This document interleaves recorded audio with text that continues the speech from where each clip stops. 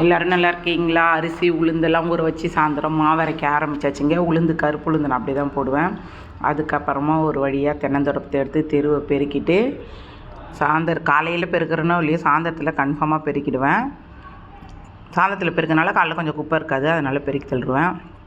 அதுக்கப்புறம் செடிக்கு தண்ணி ஊற்றுற வேலை தாங்க. என்ன தான் மழை பெஞ்சாலும் அப்படியே எப்படி காஞ்சி போயிட்டு பாருங்கள். இந்த மண் உடனே அப்படியே தண்ணியை இழுத்துக்கும். அதனால் அதுக்கப்புறம் செடிக்கு தண்ணி ஊற்றிட்டு, குண்டுமல்லி சீசன் தானே, இப்போ தான் ஒரு 10 பூ பூக்குது.